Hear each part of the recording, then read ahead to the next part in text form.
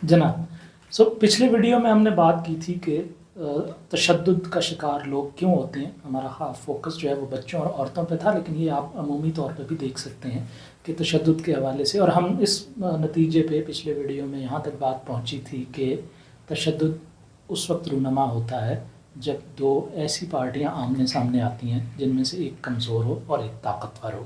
अगर दोनों बराबर की हों, ताकत का तवाज़ुन दुरुस्त हो, तो फिर उनमें तशद्दुद का इम्कान कम होता है। इस पे हमने काफ़ी बात की थी, उस पर वापस उस तफसील में नहीं जाते हैं। अगर वो आपने सुननी हो तो पिछली वीडियो पे जाएं और वो वीडियो सुनें, देखें। आज हम बात करेंगे कि अच्छा फिर ताकत के तवाज़ुन को ठीक कैसे किया जा सकता है। और ये हम चूँकि इनफरादी ज़िंदगी में तशद्दुद के हवाले से मैं बात कर रहा हूँ, इसलिए मैं इंटरनेशनल रिलेशंस या मुल्कों के दरमियान या उस सतह पे नहीं जा रहा। आम आदमी, औरतें, बच्चे और कमज़ोर अफराद जो इस माशरे का हिस्सा हैं, उनके लिए ये वीडियो है कि वो ताकत के तवाज़ुन को कैसे बेहतर कर सकते हैं। मैं बेहतर करने का लफ्ज़ इसलिए इस्तेमाल किया है कि ये ज़रूरी नहीं कि कमज़ोर तबके से ताल्लुक़ रखने वाला फ़र्द जो है वो ताकत के तवाज़ुन को बिल्कुल उलट सके। इसका इम्कान अपनी जगह ज़रूर मौजूद है, लेकिन पूरी तरह उलट सकते हैं या उसको थोड़ा बेहतर कर सकते हैं। क्या कर सकते हैं, क्या नहीं कर सकते हैं, उस हवाले से ही आज की हमारी सारी गुफ्तगू होगी। और उसके लिए ज़रूरी है कि हम पहले ये समझें कि एक इनफरादी सतह पे हम ताकत हमारे पास आती कहाँ से है, ताकत के ज़राए क्या हैं, कैसे ताकत आती है। उस पर जब हम बात करेंगे तो उसके अंदर से मुझे लगता है कि आपको खुद ही रास्ते मिलना शुरू हो जाएंगे। ताकत के हवाले से जब हम बात करते हैं तो पहली और बुनियादी जो ताकत है वो तो हमारी जिस्मानी ताकत है। क्या हम जिस्मानी तौर पर ताकतवर हैं? एक बंदा जो जिस्मानी तौर पे बहुत ताकतवर है, वो जब आपके सामने आ खड़ा होगा तो आप खुद ब खुद थोड़ा सा पीछे हटने पे मजबूर हो जाएंगे, उसके साथ और तरह से बात करेंगे। और दूसरी तरफ अगर एक शख्स जिस्मानी तौर पर ही कमज़ोर है तो उसके साथ ताकत का तवाज़ुन और होगा। ये एक बुनियादी और पुराना जो कदीम तरीन हमारा ताकत का सोर्स है वो तो हमारी जिस्मानी ताकत है। लेकिन जो जो दुनिया तरक्की करती गई तो ताकत के जो और ज़राए हैं वो पैदा होते चले गए। अच्छा, अब वो और क्या हैं, उसमें दूसरे नंबर पे मेरा ख़्याल है, इसको मैं उस तरह से कोई तरतीब नहीं बना रहा कि ये पहला दूसरा उस तरह से है, बस मैं उन सोर्सेस को बयान कर रहा हूँ और फिर देखेंगे, आप अपने तौर पर उनका तज्ज़िया करके देखें कि आपको क्या लगता है कि कौन सा सबसे अहम और कौन सा कम अहम है या किस तरह है। मैं उसकी हायरार्की में नहीं जा रहा हूँ, ठीक है। दूसरा और जो बहुत अहम एक सोर्स है वो तालीम है। तालीम को मैं दो तरह से देखता हूँ, नॉलेज भी, क्योंकि बहुत से लोग तालीम डिग्रियों की शक्ल में हासिल कर लेते हैं लेकिन उनके पास नॉलेज नहीं होता। इसको मैं दो तरह से, एक किताबी सूरत में कि आप किताबें कितनी पढ़ते हैं, आपको नॉलेज क्या है।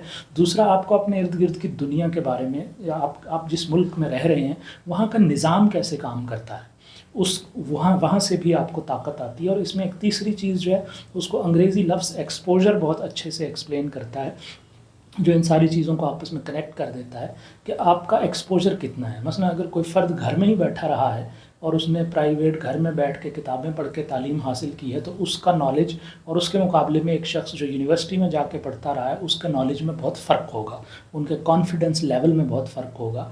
और इसी तरह जो शख्स बाहर बहुत घूमता फिरता है, दूसरे शहरों में जाता है, मुख्तलिफ़ इदारों में जाता है या जाती है और वहाँ लोगों से, अफसरान से मिलते हैं और देखते हैं कि वो इदारे कैसे काम करते हैं, वहाँ लिखा हुआ क्या है, यानी कानूनी या असूली तौर पर वो इदारे कैसे काम करते हैं और वहाँ हकीकत में कैसे काम होता है, इसमें भी बहुत सारा फ़र्क होता है।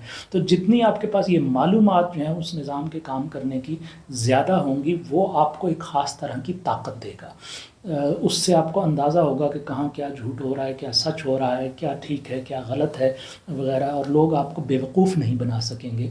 बहुत सारी ये जो कैंपेन्स या वो जो चलता है ना, फ्रॉड के गेम चल पड़ती है एक, तो उसमें आपने देखा होगा कि वो लोग बेवकूफ़ बनते हैं जिनके पास मालूमात की कमी होती है। बैंकों के हवाले से बहुत फ्रॉड हो रहे हैं आजकल, तो जिन लोगों को पता है कि बैंकों का निज़ाम कैसे काम करता है, OTP क्या भला होती है, बैंकों वाले जब फ़ोन करेंगे तो किस नंबर से करेंगे, वो किस तरह के सवालात करेंगे, किस तरह के नहीं करेंगे, ये मालूमात अगर आपको हैं तो आपके साथ फ्रॉड होने का इम्कान कम है।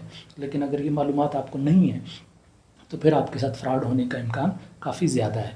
ये एक और ताकत होती है आपके पास। इसी तरह तालीम आपको बहुत सारे और नए मैदान खोलती है, नए रास्ते खोलती है आपके लिए। आप आगे बढ़ते हैं, आप मुख्तलिफ़ नौकरियां कर सकते हैं, आप मुख्तलिफ़ ओहदों पर पहुंच सकते हैं, तो ये सारे रास्ते भी तालीम खोलती है। तालीम को मैं ताकत का एक बहुत बड़ा सोर्स समझता हूँ। अच्छा, इसके साथ फिर दौलत को जोड़ लें کہ جس کے پاس پیسہ ہے اس کے پاس بہت ساری دولت، اس کے پاس بہت ساری طاقت آ جاتی ہے۔ اب یہ طاقت جو ہے، دولت چونکہ اس کے پاس ہے تو اس کا رسائی جو ہے وہ تعلیمی اداروں تک اور اچھے تعلیمی اداروں تک بھی ہے۔ تو آپ ایک سرکاری ایسے اسکول میں پڑھے ہیں جس میں ٹاٹوں پہ بیٹھتے تھے بچے، یا ایک ایسے اسکول میں پڑھے ہیں جس میں ایئر کنڈیشنر لگے ہوئے ہوتے تھے کلاس رومز میں، اور ساری جو ماڈرن آڈیو ویژول ایڈز ہیں وہ اویلیبل تھیں، تو اس سے بھی بہت سارا فرق پڑ جاتا ہے۔ اس سے ایک اور فرق جو پڑتا ہے، یہ میں بنیادی بات یہ کر رہا تھا کہ دولت آپ کو زمین، اگر آپ کی ملکیت میں زمین ہے تو وہاں سے بھی دولت آتی ہے، آپ کے پاس تعلیم ہے تو تعلیم ایک خود، چونکہ نالج ایک پاور ہے اس کی بھی ہم نے بات کی، اور نالج کی وجہ سے جو راستے کھلتے ہیں، یا جو ہم نے بات کی کہ نوکریاں ملتی ہیں، نوکریوں سے آپ عہدوں پہ پہنچتے ہیں۔ مثال کے طور پر آپ CSS کر جاتے ہیں اور آپ اسسٹنٹ کمشنر لگ جاتے ہیں، یا آپ پولیس میں چلے جاتے ہیں، تو ادھر سے وہ عہدہ اٹ سیلف ایک بہت ساری پاور لے کے آتا ہے، اور اس کے وہ پاور بھی آپ کے پاس آ جاتی ہے۔ دولت اور تعلیم جو ہے وہ اس طرح، یہ سارے جو سورسز ہیں وہ ایک دوسرے سے جڑے ہوئے ہیں اور ایک دوسرے کو میں اضافہ کرتے ہیں۔ اچھا، اس سارے کے ساتھ جو تیسری ایک اور امپورٹنٹ چیز تھی وہ میں کہہ رہا تھا، سماجی طاقت۔ اب سماجی طاقت کیا ہے؟ یہ وہ ہے کہ جو سماج میں آپ کی حیثیت سے طے ہوتی ہے، یا سماج کے اندر آپ اپنی حیثیت کو بھی بدلنے کی کوشش کرتے ہیں۔ مثال کے طور پہ اگر آپ کسی بہت نچلے طبقے سے تعلق رکھتے ہیں تو آپ کی سماجی طاقت مختلف ہوگی، لیکن اگر آپ مولوی ہیں، آپ کسی گاؤں میں ہیں اور وہاں پہ آپ ایک پرائمری اسکول کے ہیڈ ماسٹر ہیں، تو اس ہیڈ ماسٹر کے پاس بھی ایک خاص طرح کی پاور ہے، اس کی بات لوگ سنتے ہیں۔ مولوی کے پاس حالانکہ اس طرح ڈنڈا نہیں ہے، وہ اپنے حکم کو نافذ نہیں کروا سکتا، ہیڈ ماسٹر اپنے حکم کو نافذ نہیں کروا سکتا، لیکن اس کی ایک سماجی حیثیت ہے، گاؤں میں لوگ اس کی بات مانتے ہیں۔ پیر صاحب ہیں کوئی، اس کی بات جو ہے لوگ اندھا یقین رکھتے ہیں اس پہ، اور جو وہ پیر صاحب حکم دیتے ہیں وہ لوگ کرتے ہیں، تو اس کے پاس ایک سماجی طاقت ہے۔ پھر سماج میں لوگوں کے ساتھ تعلقات کی بنیاد پر آپ کے کتنے لوگوں سے، آپ کو 4 لوگ جانتے ہیں یا آپ کو 400 لوگ جانتے ہیں، اس سے بھی ایک خاص طرح کی طاقت آپ کو ملتی ہے۔ جتنے زیادہ لوگ آپ کو جانتے ہیں، جتنے زیادہ لوگ آپ کی عزت کرتے ہیں، جتنے زیادہ لوگ آپ کا خیال رکھتے ہیں، آپ کی بات مانتے ہیں، اس سے آپ کی سماجی طاقت بڑھتی ہے۔ یہ بھی ایک طاقت ہے، اور اس طاقت میں اضافہ کرنے کی بھی کوشش کی جاتی ہے۔ اسی کے ساتھ میں یوں جوڑ لیتا ہوں کہ یہ سماجی طاقت عام طور پہ بعد میں اس کو لوگ سیاسی طاقت میں بھی بدل لیتے ہیں۔ کیونکہ سیاستدان بھی وہ ہے جو بہت لوگوں کے ساتھ اٹھتا بیٹھتا ہے، لوگوں سے ملتا ہے، ان کی باتیں سنتا ہے، مسائل سنتا ہے، ان کو حل کرنے کی سچی جھوٹی کوششیں کرتا ہے، اور اس کا ایک بہت بڑی فالوئنگ بن جاتی ہے، تو وہ ایک سیاسی طاقت ہے۔ اور وہ اچھا، یہ طاقتیں جیسے تعلیم کی طاقت ہے، دولت آپ سے چھینی جا سکتی ہے، آپ کی زمین پہ قبضہ ہو سکتا ہے، لیکن جو یہ سماجی طاقت ہے اور سیاسی طاقت ہے، یہ آپ سے چھینی نہیں جا سکتی۔